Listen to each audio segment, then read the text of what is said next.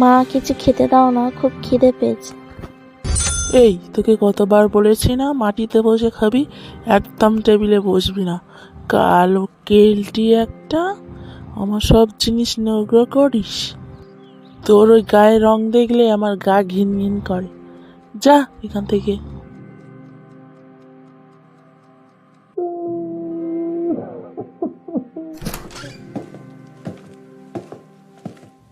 কিরে মা, তুই কাঁদছিস?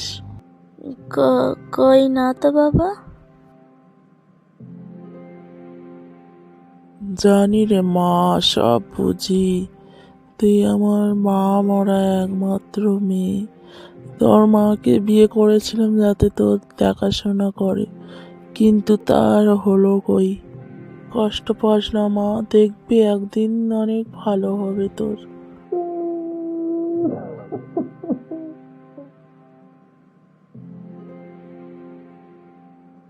আমি কালো বলে মা আমাকে সব সময় খোঁটা দেয়, অনেক উল্টো পাল্টা কথা বলে। আমি কি করব বলো বাবা, আমি যদি কালো হই? কাঁদিস না মা, একদিন দেখবি সব ঠিক হয়ে যাবে। আমি তোরে হতভাগা পিতা রে মা, কিছুই করতে পারি না তোর জন্য। তোর জন্য লুকিয়ে খাবার এনেছি, খেয়ে ঘুমিয়ে পড়িস মা। আমাকে রেখে তুমি কোথায় চলে গেলে মা? ইউ, তুই আমার পাশে বসেছিস কেন? সরে যা এখান থেকে। তুই কালো, আমার পাশে বসবি না। আমিও একদিন তোর মতো কোথায় কালো হয়ে যাব।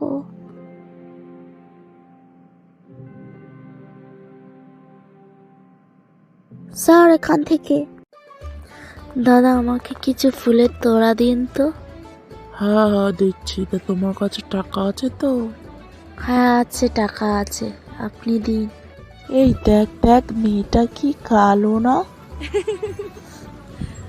হ্যাঁ দেখ, আবার ফুল কিনতে এসেছে। এই কালো মেয়ে আবার ফুল দিয়ে কাকে দেবে বল?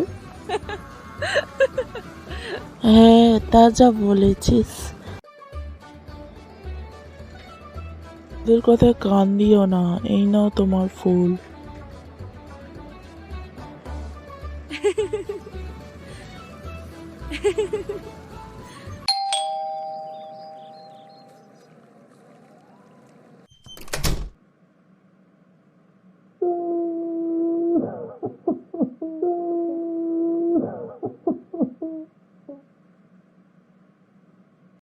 তোকে অনেক পড়াশোনা করে অনেক বড় হতে হবে মা। যে যাই বলুক, কারোর কথায় কান দিবি না।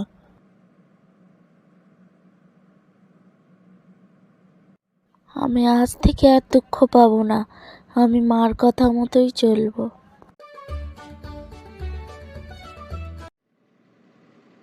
ডাক্তারবাবু, প্লিজ দয়া করে আমার মেয়েকে ভালো করে দিন, আমার মেয়েকে সুস্থ করে দিন। সব জায়গা থেকে ওকে ফিরিয়ে দিয়েছে, আপনি আমার শেষ ভরসা। প্লিজ ডাক্তারবাবু, আমার মেয়েকে ভালো করে দিন। হ্যাঁ অবশ্যই আপনার মেয়েকে ভালো করে দেব। তা আমি তো কালো, আপনার মেয়েকে ধরলে আপনার মেয়ের রং কালো হয়ে যাবে না তো?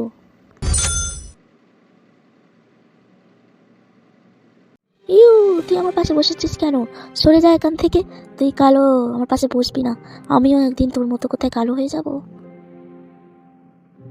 স্যার, এখান থেকে। আমাকে ক্ষমা করে দে লিলি, কলেজে আমি তোকে অনেক অপমান করেছি। আমি আমার ভুল বুঝতে পেরেছি। মানুষের গায়ের রং দিয়ে কিছু হয় না, তার যোগ্যতায় তার গুণ দিয়েই বিচার করতে হয়। আমাকে তুই ক্ষমা করে দিস।